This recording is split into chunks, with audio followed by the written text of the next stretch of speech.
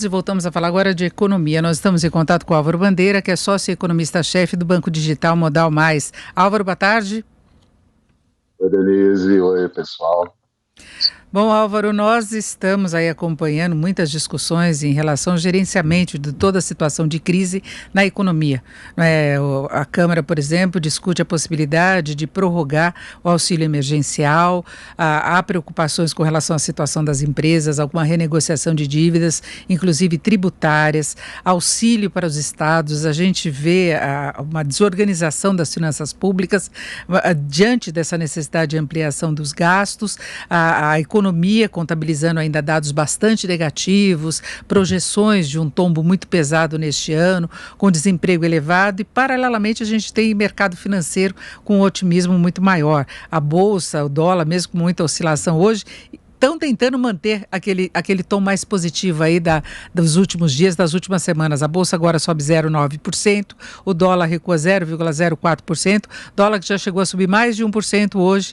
Então eu queria uma avaliação sua de como é que você vê a evolução da economia desde que nós tivemos aí o começo do isolamento social em março, quando a pandemia efetivamente chegou aqui no Brasil e começaram as medidas emergenciais, e hoje, quando já se tem pelo menos delineado um pouco mais o cenário internacional, a gente sabe mais ou menos o que dá para esperar por aqui. E é exatamente por conta disso, Denise, porque, primeiro, os bancos centrais fizeram esforços gigantescos, né, prover uma liquidez absurda em todos os mercados, e o resultado é que o mundo está abarrotado de dinheiro nesse momento, os governos produzindo estímulos fiscais de diferentes naturezas, como é o caso da gente aqui também, e isso acabou fazendo com que os investidores, no primeiro momento, corressem para dólar, corressem para aversão ao risco, e aí o dólar é sempre o porto mais seguro de tudo isso. Nesse segundo momento, que é um momento de reabertura das economias e até aqui sem relatos de uma segunda onda de contaminação ou de óbitos, os investidores passaram dessa aversão ao risco para um apetite ao risco. E aí o dólar enfraquece um pouco, e isso acaba, claro, se refletindo na própria cotação do dólar aqui no mercado brasileiro. Lembra que não tem 2 semanas o dólar custava R$ 6 e ontem chegou a arranhar os R$ 5.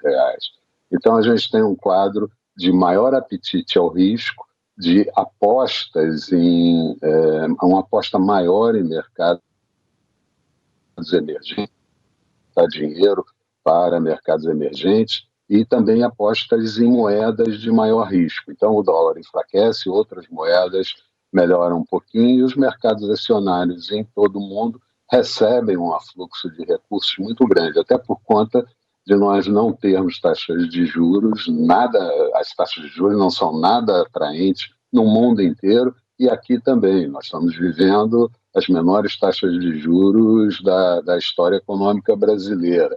E isso faz com que se busque maior volume de risco para tentar remunerar os seus ativos. Então é um quadro momentâneo, mas ao mesmo tempo focando todos aqueles indicadores de conjuntura.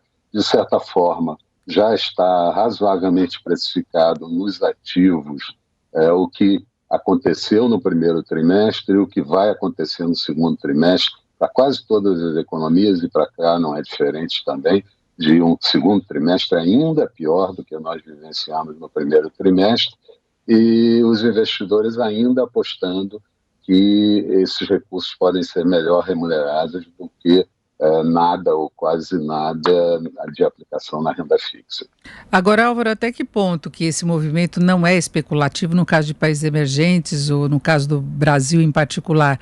Porque a gente viu o Brasil perdendo muito investimento estrangeiro, né? Há uma preocupação, por exemplo, com a questão fiscal, que eu colocava logo de início, que não se sabe ao certo como é que o governo vai tentar dar uma virada nessa situação e retomar aquele foco no ajuste fiscal que balizou, inclusive, a aprovação da reforma da Previdência, né? E agora está gastando tudo que poderia ter economizado, e não é especulativo, é uma aposta de fato. A gente ainda tem uma certa incerteza até quanto à condição de retomada depois da economia brasileira, depois que passar o tombo mais pesado, que deve ser exatamente agora, no segundo trimestre.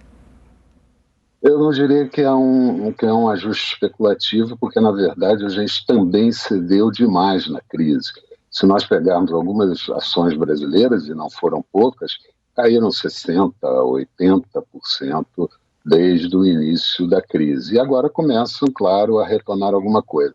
Mas Brasil é um pouco diferente dessa situação que eu estava falando. Na verdade, você tem algumas economias, principalmente de países desenvolvidos, que vão sair na frente, que já estão saindo na frente, como é o caso da China. A China já começa a se recuperar, alguns setores de atividade já começam a se recuperar, mas aqui as preocupações são muito grandes. Primeiro, porque a recuperação certamente vai ser mais demorada.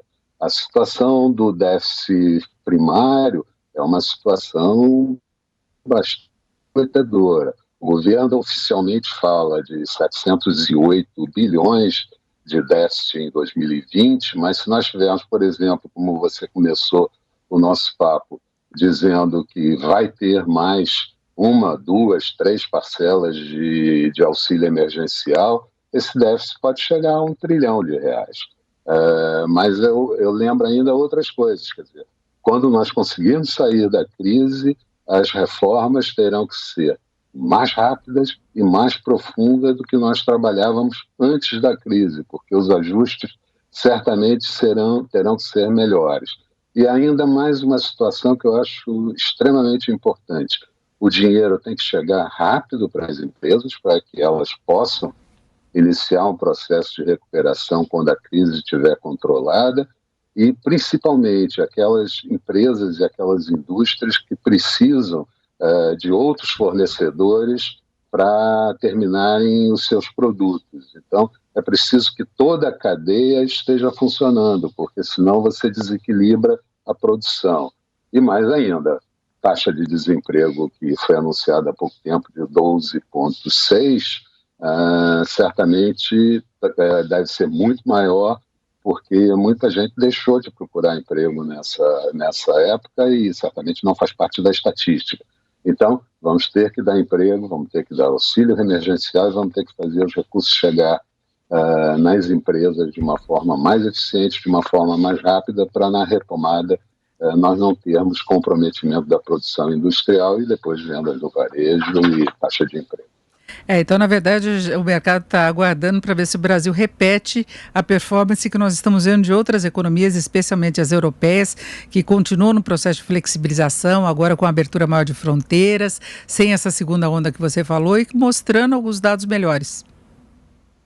E o problema é que Brasil, nós começamos a abrir a nossa economia com a curva de contágio, a curva de morte ainda em alta, coisa que não aconteceu em outros países. Então, os riscos aqui são até um pouco maiores do que países que já abriram e que até aqui têm obtido sucesso. Estou conversando aqui com o Álvaro Bandeira, que é sócio e economista-chefe do Banco Digital Modal Mais. Álvaro, muito obrigado, uma boa tarde. Eu que agradeço, Denise, abraço a todos.